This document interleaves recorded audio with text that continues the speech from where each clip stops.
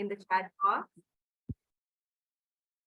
I can see most of the black boxes, but anyway, let's start with today's forum. All right, good evening, everyone. Welcome to today's amazing panel discussion, Talerang's panel discussion on AI in the future, impact on non-tech careers, June edition. We will be basically, in today's session, we'll delve into the realm of artificial intelligence, and we'll be basically discussing the impact of AI on non-tech careers. We'll be also gathering great insight from our esteemed panel out here. And let's begin today's discussion by watching an amazing video. So can we have the video on, please?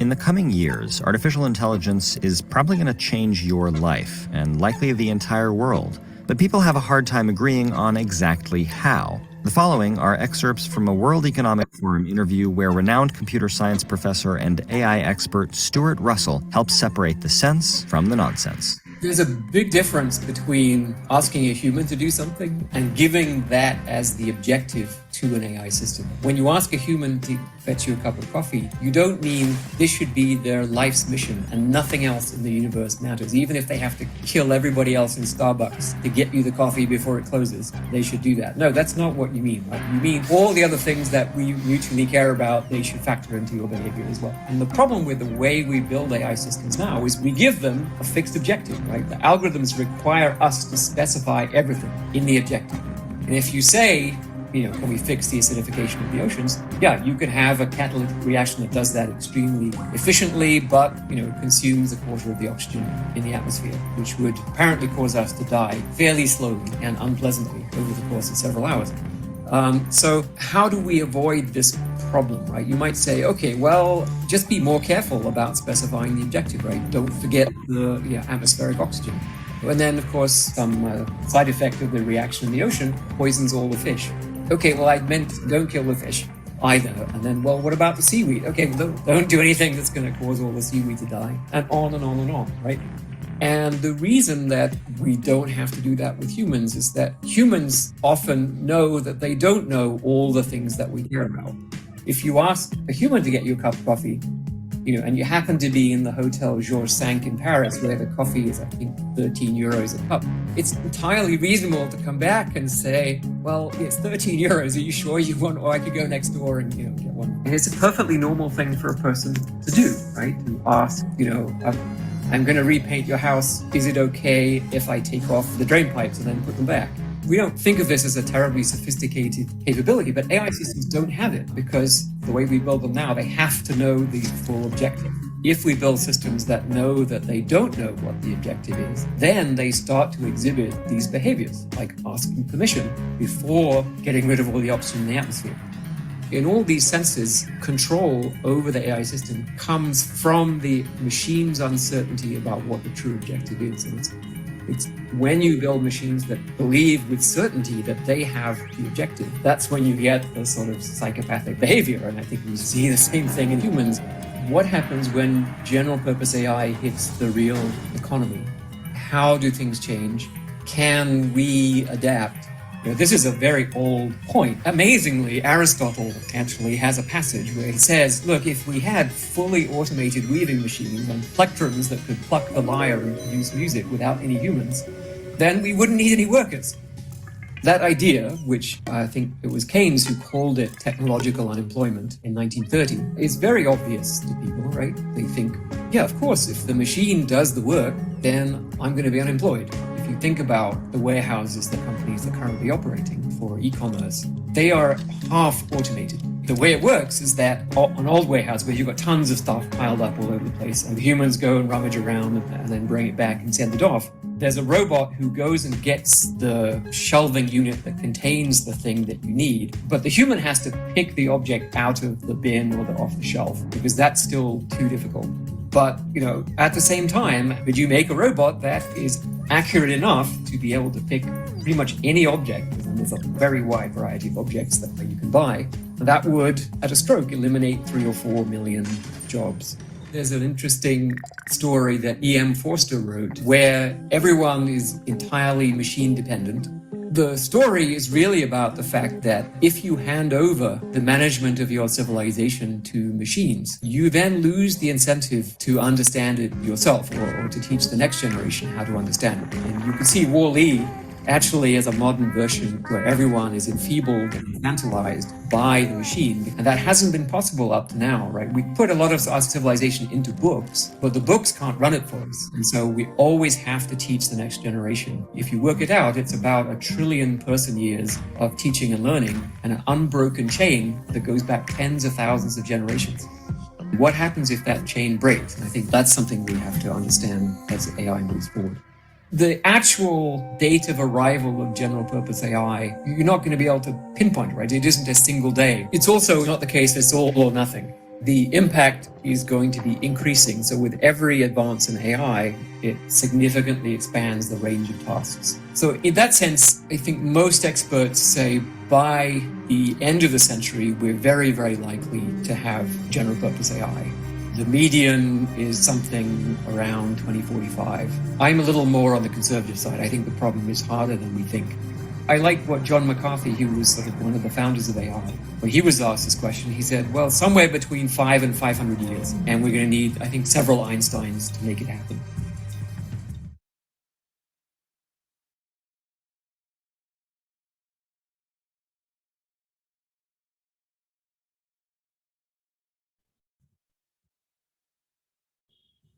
Great. Thanks so much, Kaustav, for sharing that video. I think it was very insightful.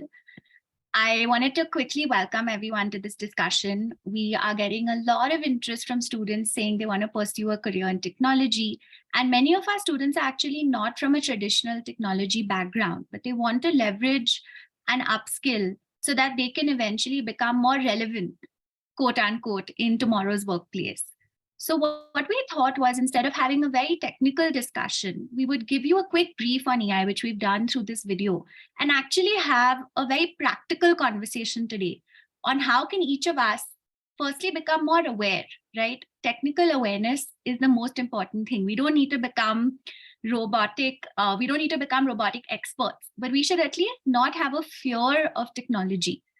So the first and most important objective of this discussion is all of us just becoming more aware about the terms and being able to speak the language of the future, essentially. The second thing is really understanding the applications of AI beyond our day-to-day, what we read in the newspaper. How are professionals actually leveraging AI in their work? And what do they see as the future potential applications of AI? The third thing that we really wanted to achieve through this is make sure all of you are more efficient in your day-to-day work. So, when we look at work readiness as a concept, essentially it means people who are able to add value to organizations. And when companies hire, they're looking for talent that is able to leverage all the tools at their disposal and sometimes even research what those tools are and put them to use. So your manager may not even tell you that, hey, use ChatGPT for this. But you should know what ChatGPT is so that if there is a use for it, you are doing so. And as Gen Z, you are expected to be even more knowledgeable about tech than Gen X or Gen Y. And so it's, in a way, your role to really read, upskill, watch videos like what we showed you today, and be ready and be prepared for the future of jobs. So really, it's in your hands, on how you want to leverage events such as today and make the most of it in your day-to-day life. Just one thought I want to leave you with is that, back in the day, in the 1700s, we had the Industrial Revolution. Does anyone know how long that revolution lasted? Any guesses?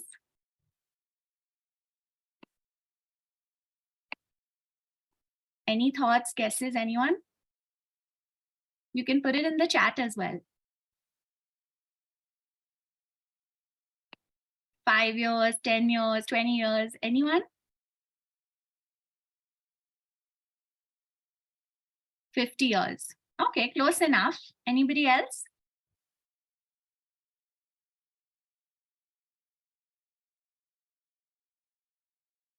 20 years? Okay. So the Industrial Revolution was about 60 years. It took 60 years for this revolution to actually, manifest and really have a full impact. So this AI revolution maybe started in, the early 2000s, right? In a very practical way. So we are looking at the middle or the end of the century before it really takes off. So each of you have the power to actually be part of this. And it's not too late to read up, to, upskill and be part of the next, 30, 40 years of what AI has to bring for us. So those are my thoughts. With that, over to you, Sneha. And we really look forward to hearing from both Gaurav and Bindi. I think Sneha is going to introduce them in more detail, but what's really interesting about both their profiles is that while one is from the medical profession, the other one has sort of been an engineer who then went into education, impact, and is now an entrepreneur. So they bring very diverse thoughts to today's discussion. So Sneha, over to you. And we'll also be opening it up for questions. So in the meanwhile, I want all of you to think about, what would you like to ask our panelists? Okay. Thank you so much, Shweta. Quick introduction for Dr. Gaurav. He's an assistant professor, gynae pelvic surgeon, also faculty at Maharashtra University of Health and Science, and he's completed his MBBS and Master of Surgery from Maharashtra Medical Council. He's also got international exposure. Coming to Bindi, Bindi is a social entrepreneur, founder of amazing platform. She's also an alum of Harvard Business School and University of Michigan. And she's earlier worked at Tata Trust, Ashoka University. So we'll be getting more in deep conversation with both our esteemed panelists. And my quick introduction, I am your moderator for today. I'm Campus Outreach Manager at Talerang. And I work with in hospitality sector and dominantly in sales for more than 5 years now, and work with a couple of brands like Leela, Shangri-La. So that's a quick introduction for me. So yes, let's open our forum and kickstart our discussion for today. And my first question will actually go to you, Bindi. I want you to, if you can, share with us about your current role and your career journey so far. About your organization, what you've just started, and basically your work, like you work with Tata, how was your experience at Harvard Business School, and, as an engineer, how did MBA really help? So I know I'm bombarded with a lot of questions, but we all are very eager to, just hear your story. That's a really long question, I think, but I will try to make it as short so that Gaurav gets enough of face time to talk over here. It's interesting you invited me for AI because I started my journey in machine learning. So I was coding factory machines in a steel mill in Indiana. And so my master's is actually in embedded controls, which is the base of machine learning. And for me, I think that journey started from being an engineer, but there's always a parallel. I mean, Shweta and I've talked about it at some point in time. I come from a very Gandhian house, so I grew up with those roots of giving back. And so when I reached Harvard Business School, I spoke to people like Shweta. Actually, I think I did have a cup of coffee with her at some point of time, where they were coming from Teach for India. They were coming from different spaces in the nonprofit world. And I said, why can't I do it? I really wanted to go back home. I wanted to come back to India from the US. I'd been there working with ArcelorMittal and been in the US for 8 odd years. I thought I would come back home. And so I started exploring. I spoke to a bunch of leaders who were working in the ed space. That time, the education bubble was the big one. Ed tech was the buzzword in the US. Spoke to somebody called as Aditya Natraj, and he convinced me that, I could design solutions for the tech. The adults were the problem at that point, the teachers, the school principals. And I said, why not? Let's take that bet. Let's come back.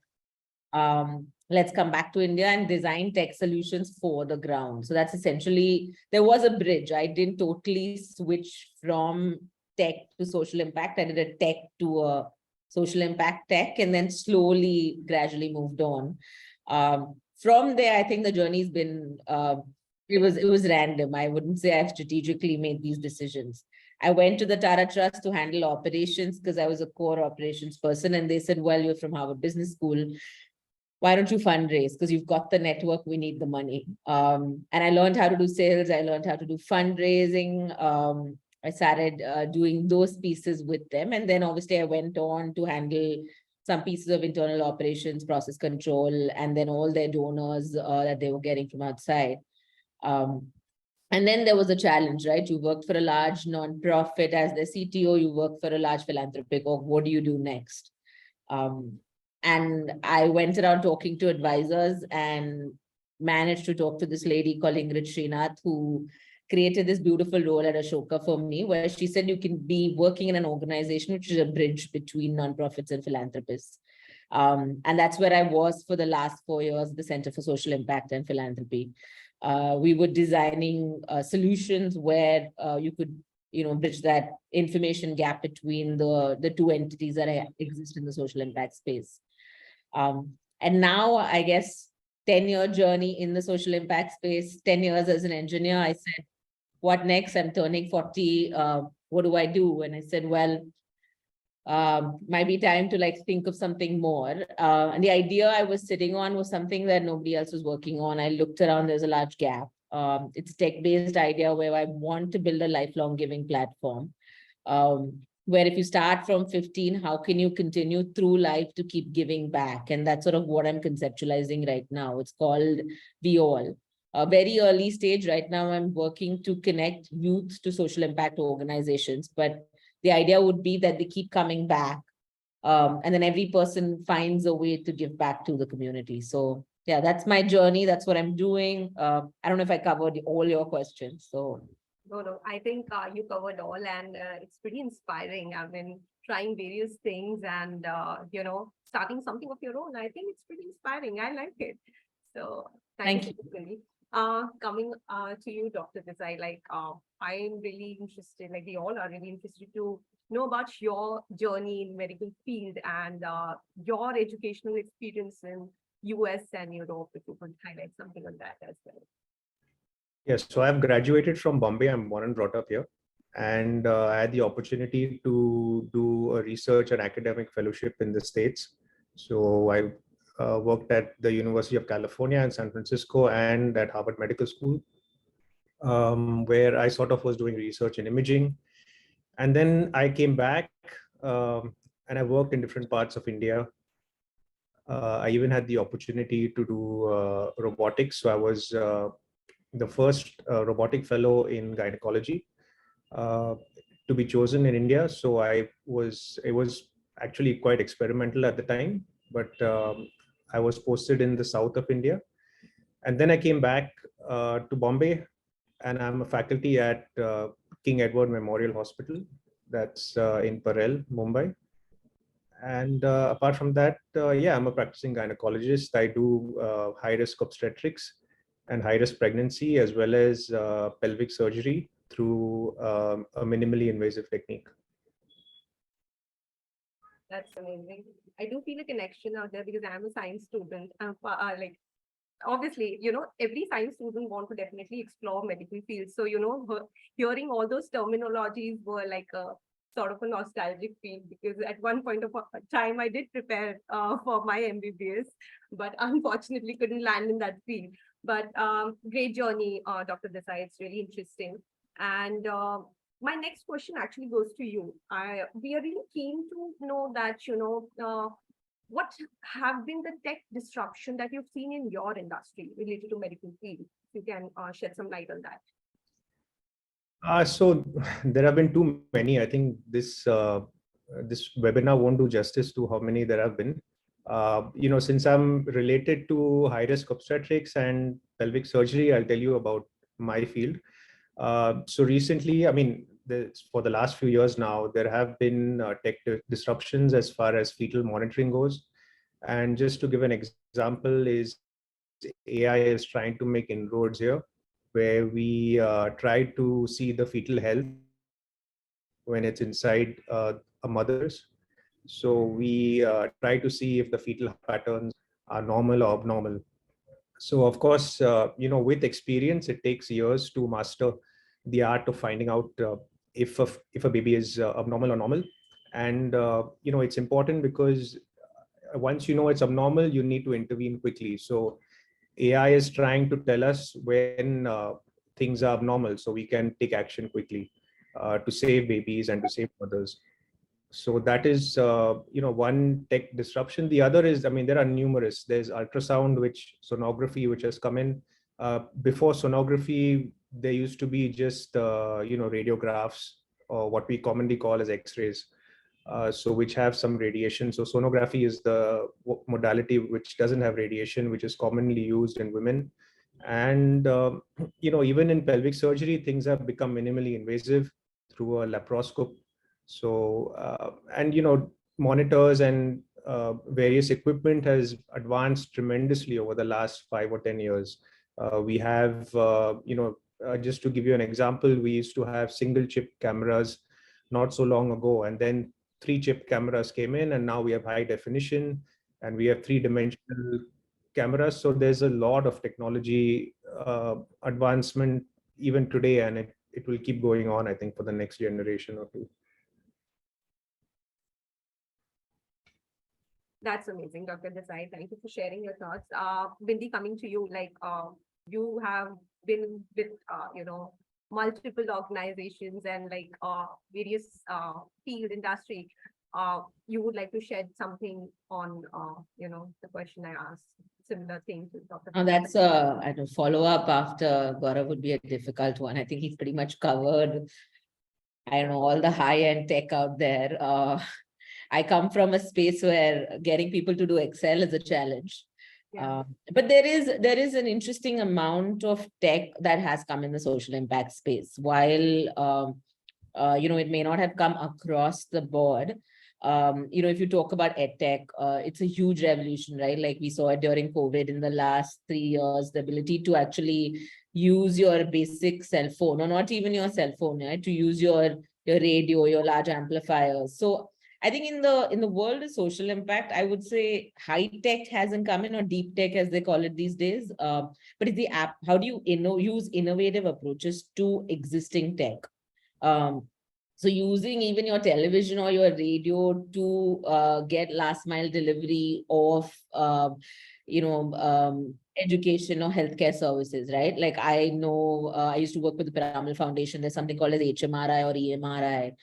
The 108 number that everybody knows, the ambulance number, 103 or 108, I don't know. But all the way till the last mile, they figure out how to use a call center to get a doctor or medicine to the ground. So there's very innovative approaches to how people use technology. I think we have a classmate who, or not a junior from HBS, who called Rocket Learning. Now he's called the new unicorn in the edtech space for social impact. So to the ground, he's using your basic touch phone and using SMS to actually get education tools to the kids on the ground. And so there's some very interesting, innovative ideas that are coming in. Fintech has always been around, in the space of agro as well, to get around that whole bit about price discrepancy. There were SMS bits that were used to actually get the prices to the farmers all the way to the ground so that they wouldn't be cheated by the mandis.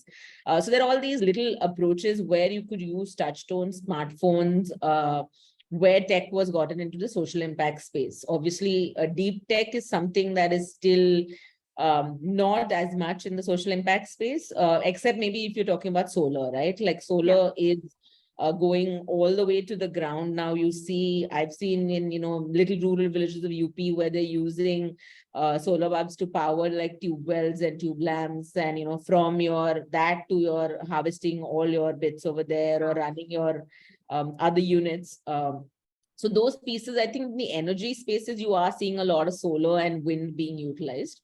Otherwise, in the other spaces, I think people are still exploring different ways on how they can use technology. Yeah. The beauty is that there are gaps, right? There are massive gaps that where we can jump from where we are to where we can go. I mean, I use tech, I know, when I work with the Piramal Foundation. So we build tech for the ground, for school principals and teachers. And we build these Android apps out there where they could actually then look at every child's information and see where they stood in math and English. And then how do you actually take that data and put it in the classroom and then intervene with each child at that level, so that you can move. Because if you understand, in Indian schools, the kids are off by 2 to 3 grade levels. And so how can you move them from those grades?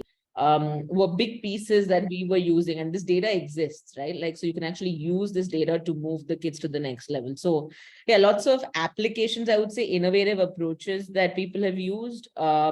No particular deep tech, high tech applications. I think there's a huge potential for that in this space. So Yeah, I totally agree.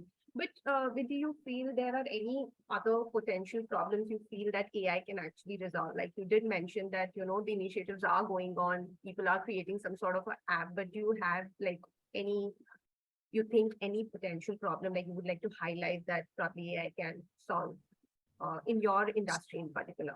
So multiple things, right? So now if you think about it, basic one, I'll tell you, language is a huge barrier in this space, right? I mean, I was last month roaming around in Assam and talking to smaller organizations in the field, just getting their donor proposals together, getting their marketing material together. You use ChatGPT together.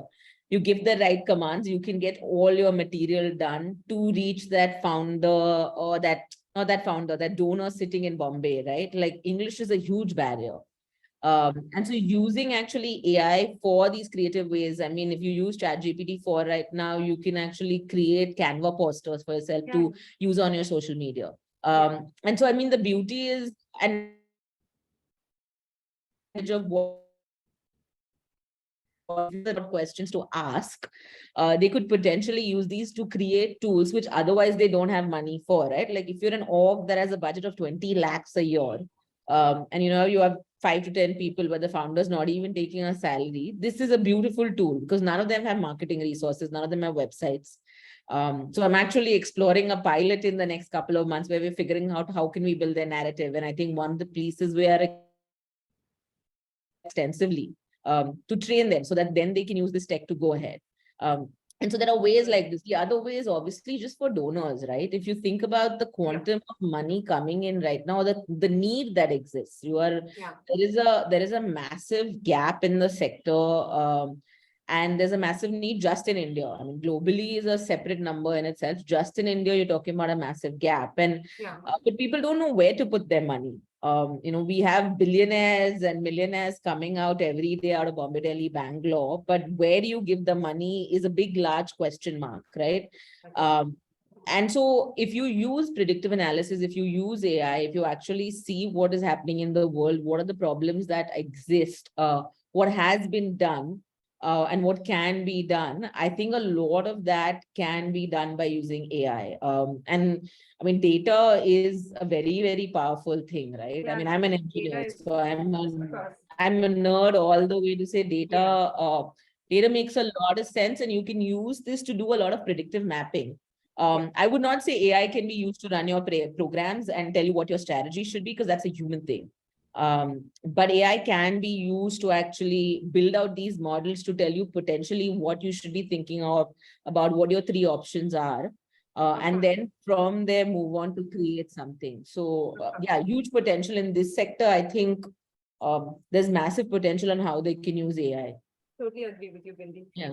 Quickly coming to you, Dr. Desai, I know that AI is actually solving a lot of potential problems in medical industry already.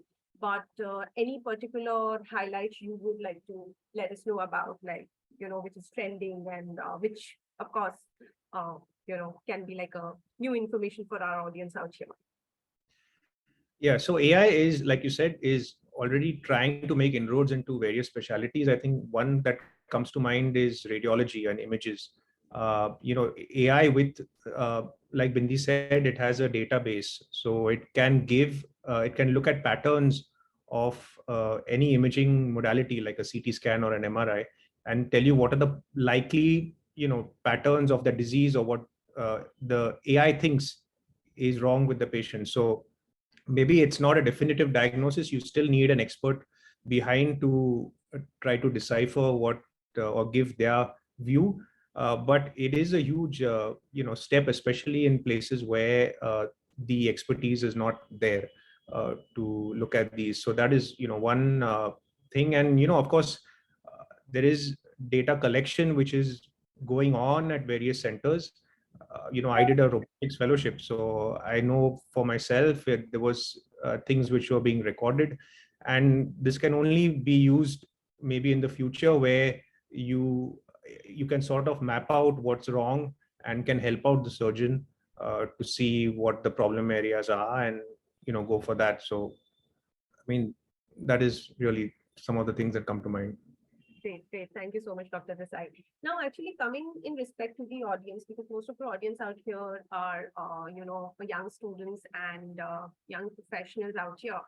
So I would like to get your insight, like what do you think each of us as a student or young professional can, do with help of AI in our careers?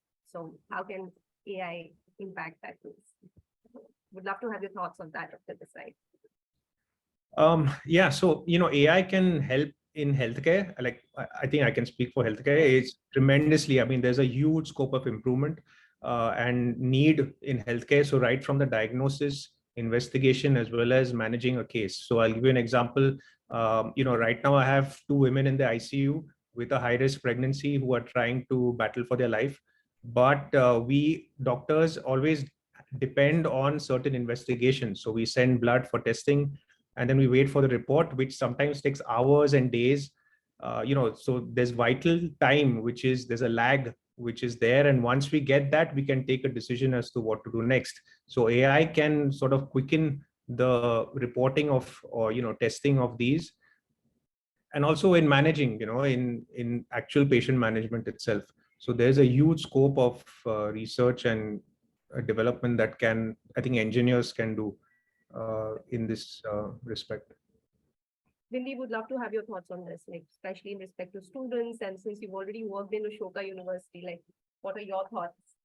So I think there's multiple ways students can use AI, right? Like from just basic research. I mean, no matter what area you work in, I mean, people really don't do research. I'll be honest, when I talk to kids out there, when they go for their interviews, when they go do new job opportunities, I think AI makes life a lot easier if you put in the right questions out there for you. So, I mean, before you go to any new job, or even when you go for your job, helps to use AI extensively, right? I'm coaching a young kid out of Uttarakhand somewhere. She's working as a part of the current fellowship.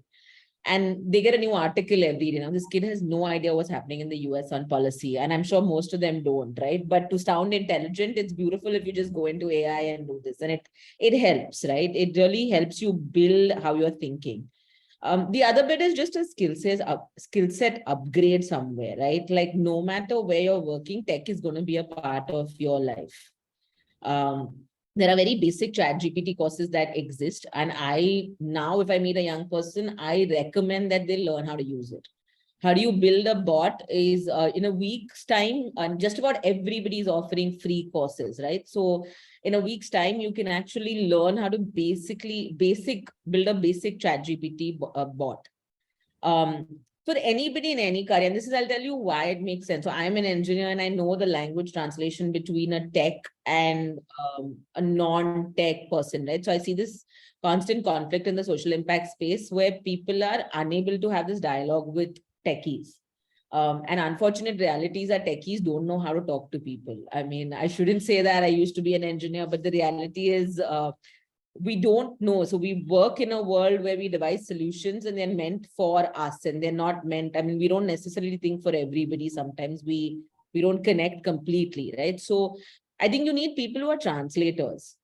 And so in your new careers, as you develop them, I think that's going to be a huge thing that people could be, where if you understand tech, and not to a point where you can talk code, but if you understand, it's like a project manager kind of role that you can develop yourself into is, can you actually make sense of the non-tech person, translate that to a tech person and build out a logical framework?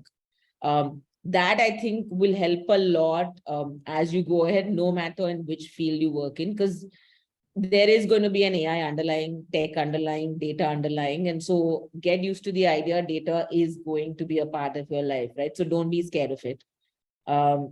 Doing pivot charts should be a part of your life. Now, this is something I would tell my entire team and do training at Ashoka. Because people are very scared of looking at pivots for whatever reason. They don't like looking at data. And so how do you slice and dice and think of data? And luckily AI does this for you very easily. So you don't even have to put the commands in. It will, if you put your databases in there, it'll do it for you. So yeah, I mean, I'm just saying do free courses over summer if you have time, think about it.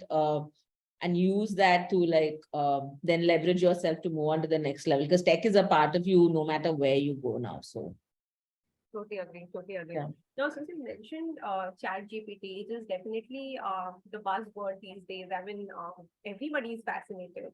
So again, my first question is definitely, why do you think that so much fascination, so much obsession? I know you've highlighted most of the benefits, but it would be great if you can elaborate a bit more for our audience. And do you think so? It will be a necessity in the future, like depending on Chat GPT. Like, how do you foresee that? So, honest confession, I don't use it. I think it makes me stupider. So I still stick to Google searches because then I'm thinking more, because otherwise, but it is a very, very efficient tool. And for work, I'm starting to use it now. What it does is, because, the thing with AI or machine learning is, as you ask it questions, it gets smarter. It does a lot of predictive modeling.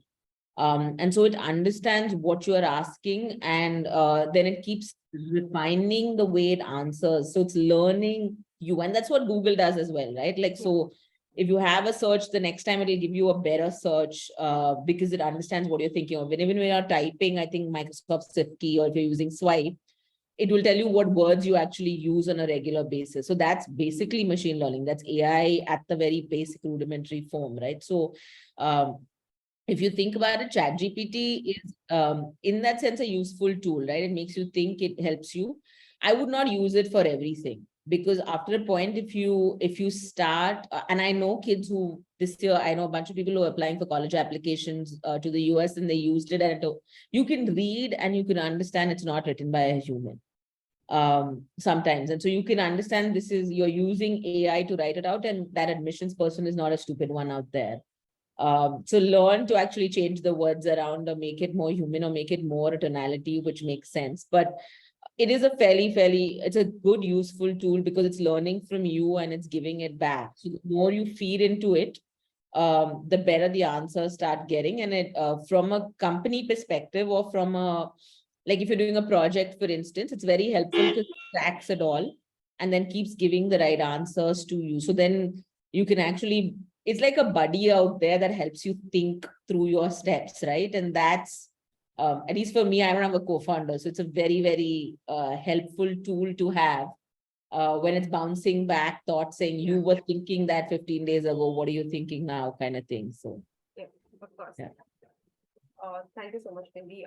Dr. Desai, coming to you, I'm really curious to know, what's the use of Chat GPT in your industry? And you're also a professor, so you also teach students. Like, I'm sure, I mean, if they have used this word too often in front of you, or maybe they use this tool to write their thesis or any sort of a research work.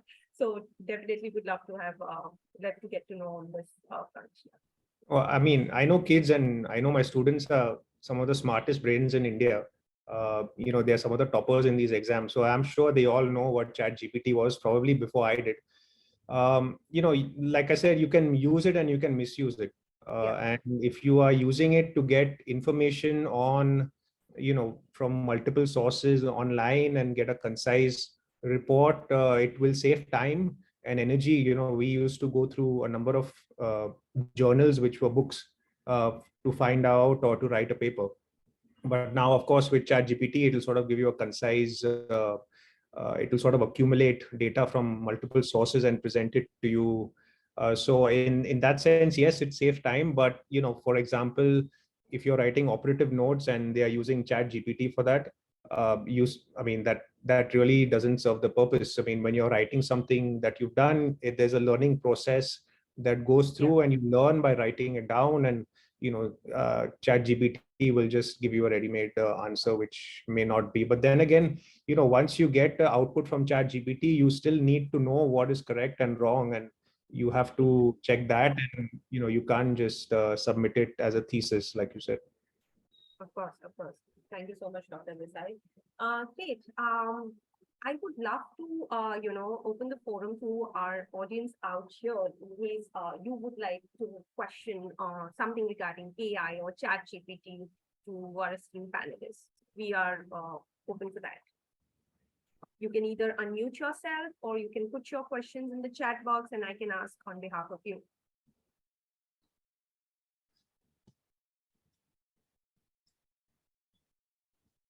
So how many of you use ChatGPT? I would ask that. I mean, we all do, I think. I mean, I started exploring. It's pretty interesting. It does a lot of things. It even writes a poem for you, whatever the genre you want, and it'll be self-composed. And plagiarism checker is also not there. So I have explored it recently. It does a lot of things, but again, its knowledge is also very limited. Coming on facts and figures, if you try asking it, it will never really quote it because it's not built that way. So just out of curiosity, I keep on, so we have one question from Anushka. Yes, Anushka. Yeah, I wanted to ask that in the longer run, I mean, what do you think? How long will ChatGPT exist for? Because right now it's trending and everyone's using it. And I think it hampers the thought process of everybody, right? Because you don't have to think once you get an answer to the question. So what do you think? Like, for how long will this go on for? I mean, personally, if you tell me it's going to stay for life, right? Like it's not going to go away. There's going to be a smarter thing that comes out of it. I mean, we saw it in the video also. It's going to evolve, and AI will keep evolving as you keep feeding into it. And we are stupid as a generation that we are giving it all our data. And so everything is sitting on ChatGPT or AI, right? It knows everything about you between Google, Amazon, Facebook, and now whoever owns ChatGPT. I think it's one of the three, if I'm not mistaken. Somebody bought it out. They have pretty much all your data from the moment you wake up to the moment you the moment you die, I guess. So it's not going away. I think it's just getting smarter and smarter. And the question is the utility of it, and how are we going to use it is a choice that we make, right? Like if you think about it, social media, the previous gen was using social media to report every minute. The current gen is not doing it as much. I think I see a lot less use of social media now in this particular gen. Like, while they're using Discord, they're not using Facebook, they're not using Instagram. And so the same way, I think we'll evolve to see how we use AI. And I think the higher level thinking will change. So people will use it for, I think some level what Gaurav also hinted at as lower level work. Yeah. And your research pieces and your other pieces. And then for the higher level, actually doing the legitimate work, you will probably use your brains. If you start using ChatGPT, then God save all of us, I think so. That's true. I think somebody else has a point or something. Oh, okay, it's Neha. Great. Yeah, hi. Sorry, Please go I ahead. have a question. Dr. Desai, to begin with you and then Bindi to go on to you, it's the same question. So I had gone to this Google EdTech seminar, basically Google supporting EdTech companies. And one of the participants there was a firm which uses AI to teach surgery to doctors in India. So I mean, it's somehow as a commoner, as a person who would go to a doctor, it was not comfortable for me to know that, people learn how to do surgery by using AI after completing, education for X number of years in medical colleges under this thing. And Bindi, my question, so, what is your opinion or what is your take on this, Dr. Desai? And Bindi, for you, the question is, I feel like AI right now is becoming more of a lean-in kind of a thing for most students and young generation, where the intelligence is from a few minds and most of the others are just leaning into that without using their own heads to do different things. So as a trend, do you see it going a certain way in the next few years? Yeah, so I think I'll go first regarding the question about use of AI on, for learning in doctors. Yeah, of course, it is not comfortable. But, if you look at the positive side, AI probably can cut short a lot of time to learn. It can sort of, like I said, point out a disease for the untrained eye. Of course, I am fortunate enough to have learned in a government institute. So we get thousands of patients every month and every year. So we have humans who we are operating on, but every doctor is not as fortunate as that. And sometimes in small towns, you don't get the expertise. You don't. I am at a high risk obstetric center, which is sort of like a drainage center for a significant part of the country. So we get a lot of patients with specific diseases. So we see a lot of pathology, a very specific pathology, but maybe somebody in a small town may not get to see that. And, if AI can help that person, then that is the positive side. Of course, if it is, you can also look at it the other way and say, well, somebody's lazy and has used AI, and but it all depends how you want to look at it. I mean, want to take it positively or be lazy. Right. Is there some control on, in the community on how they can leverage on AI, or they can or cannot do kind of a thing? Is there? You mean like qualifications or standardized? No, within doctors, is there some kind of an ethic or some kind of a ground rule on what is okay to do, what is not okay to do using AI? Is it recognized that you need to look at AI as a new animal in the space, kind of? Yeah, of course. I mean, AI is there. It's always evolving. I mean, I think even the medical community is looking at where it can take its place. I think we have new technology every day and things that are happening, but people may not even know of. So I think it's something that we need to set the ground rules for. I mean, how much of AI is useful for us. Okay. Thank you. Sorry, what was your question for me? I'm gonna No, my question was today, even Talerang, also by virtue of being in the edtech space, it just feels like AI the way it is right now. Most of us are, leaning into a few brains who are creating the Correct. this thing. So how do you see it kind of happening over the next few years? Will there be just people who are not using their own heads and leaning on this, or or will it help people think better on the whole? So I think this is from the time that social media came into their lives, which is since 2005 that Facebook was introduced, I think we've become, the generations that have come through have become predominantly consuming generations, right? You have a few producers of content, and the rest of them are consumers. You look at Instagram, you look at Facebook, you look at any sort of social media that we interact with, or even YouTube. There's a small chunk of people that produce data and the rest then consume. The beauty about AI is you may not necessarily have that, because you will have to put in more information in AI, right? So AI is not giving you the answers, and it's not like putting it all there. You have to ask the legitimate questions to get the answer. So unlike the social media, I think AI is a very different tool. It's a conversational tool, or it's an informational tool. Right. And so the way you consume it will be different. But yeah, not all of us are going to be creators. The beauty is whatever question you put it in is a creation in itself, because it's Right. learning from the question you ask. But yeah, I mean, that I think is just generally happening where a majority of people are getting stupider. I'm not going to deny that. I think we are a consumer, but we're creating generations of consumers out there. And that's why I said I don't use AI that much, but I don't think I'm against the idea of it, right? Like, I think we should be using it, use it for work, use it for effective utility of what you do.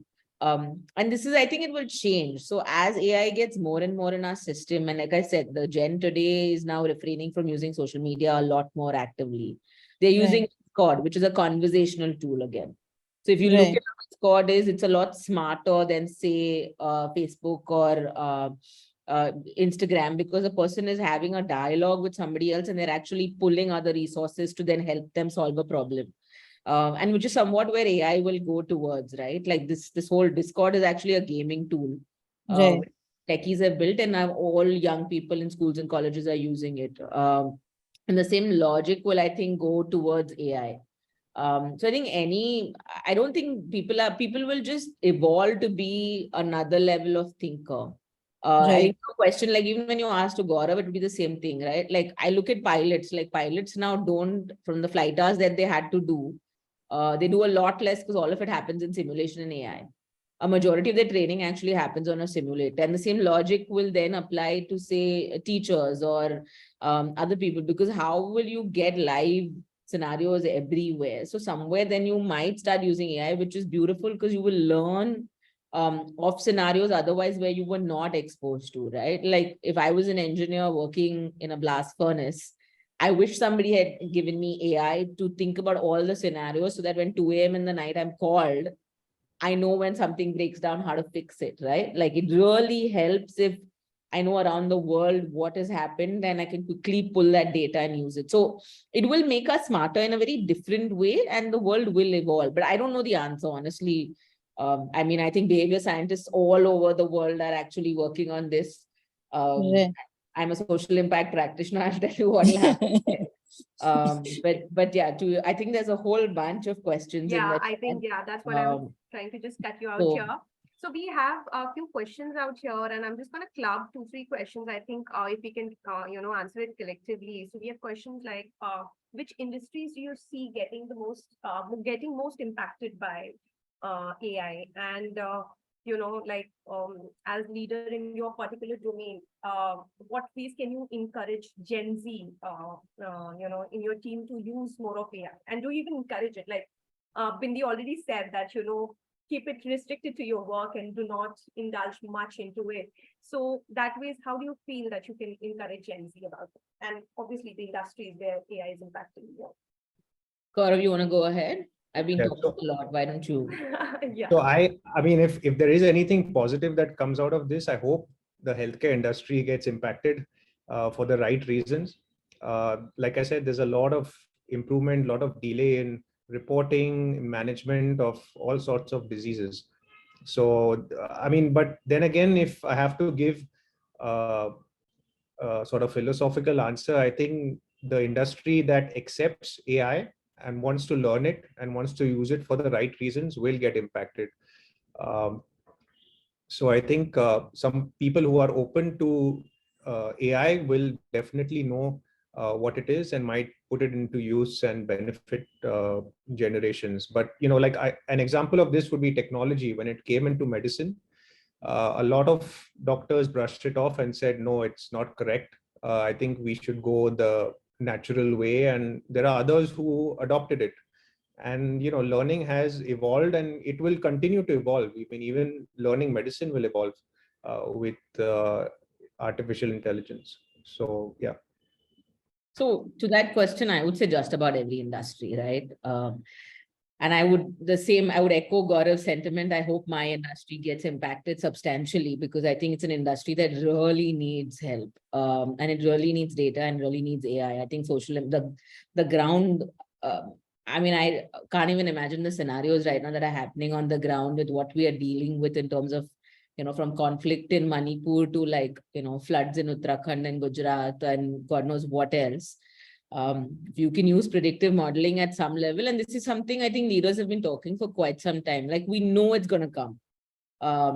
how do we just work on it or prepare for it and work towards solving issues? I think if that happens, would be wonderful. But just about every industry, like let's not put blinders and say none of us are going to get impacted. It's coming. It's already come into our lives. I think everybody is using it. So almost every industry is going to have some amount of AI come in. And I think that's just the way technology evolves. You started with basic VLSI and embedded controls, and now you've gone to like your car talking to you and your washing machine talking to you, to now your house talking to you, right? So and that's the reality. I mean, I was learning basic home automation systems 20 years ago, and now literally, like, I'm using my phone to control everything in my house. This is something I had dreamed of and written in my, Harvard essay that I want to build this. And the next thing I know, there's an Alexa and Google Home, right? So it's the reality of how tech evolves, and it will be a part of our lives very, very soon. I think AI is already a part of your life. I think if you're in denial, if you think it's not, because you open your phone and the ad that comes in is artificial intelligence. It's machine learning, but it's AI. So let's not deny it's not impacting every industry. Yeah. I'll stop. I think there's another question you had. I think, Sneha. I'll just, I'm really curious to ask this question because it's not an AI question after all, and it's asked in Nafisa. What do you think soft skills has a role in career development? Like, we talk all about machines and AI, but I want to understand your views on, learning soft skills for a career development. What do you think? Is this for me? Desai and Billy all together. Well, as of now, soft skills are very important. I think even behind intelligence, which is artificial, there is a natural human being, unless we cease to exist. But that is, I would say, far, far away. We still need soft skills to get around work and get around people. So yeah, I mean, it's extremely important. Echo, what Gaura's saying. I think.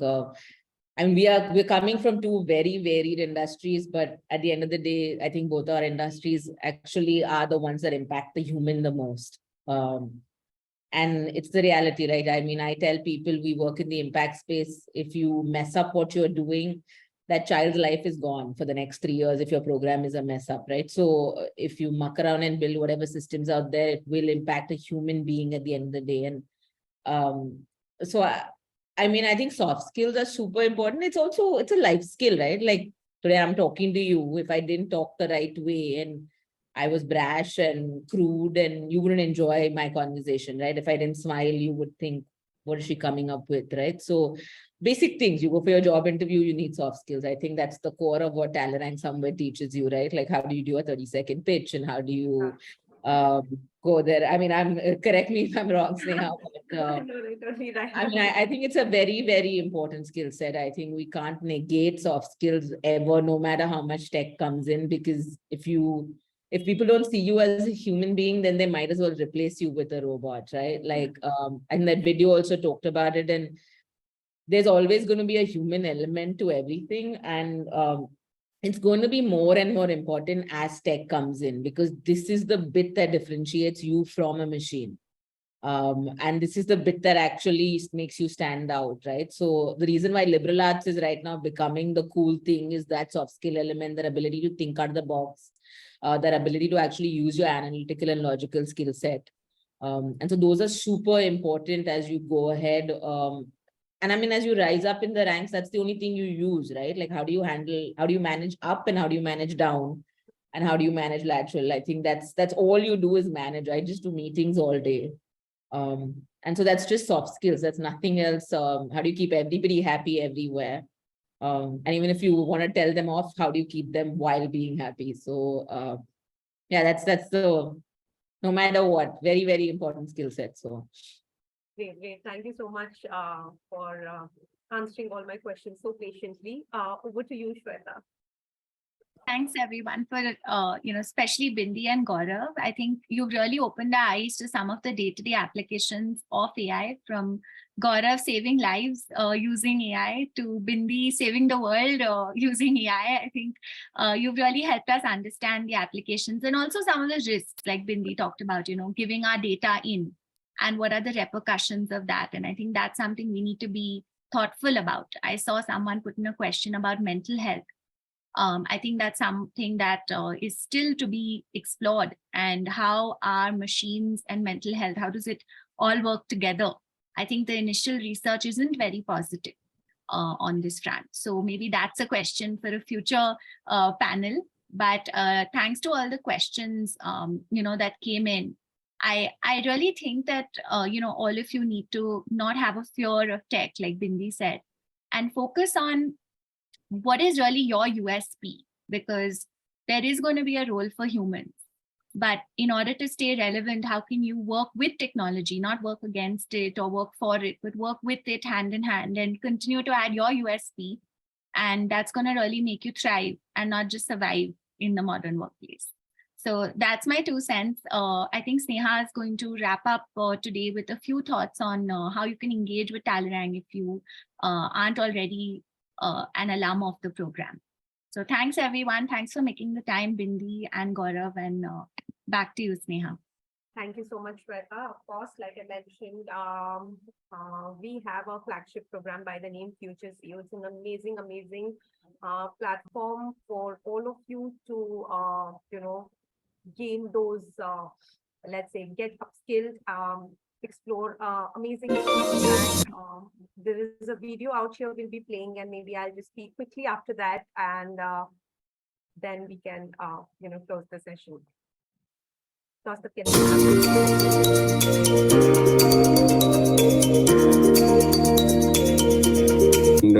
The course not only helped me with my career, like getting me work ready, but making me a better, improving my personality in all. I really know how they taught me, and I can never forget what they taught me. So basically the whole idea was that there's one thing that really excited me about this program is you get guaranteed internships for lifetime. I mean, that's the best leverage anybody can get. Talerang was the perfect platform to give me that exposure and making me, look at each parameter and look at each field. I think of Talerang as a finishing school for a lot of smart students.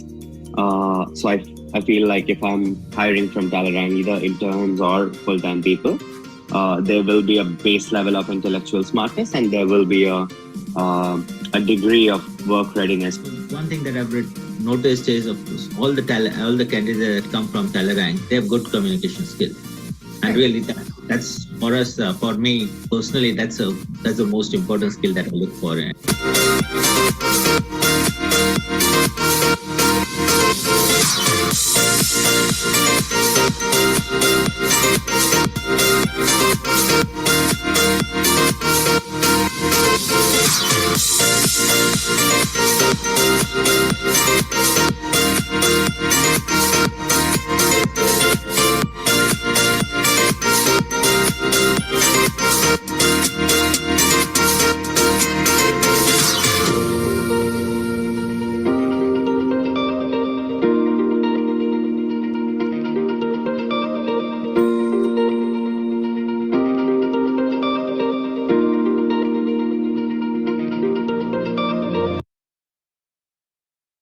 Thank you so much. So this is the right platform if you're looking at that stepping stone to the work world. And do check out our website.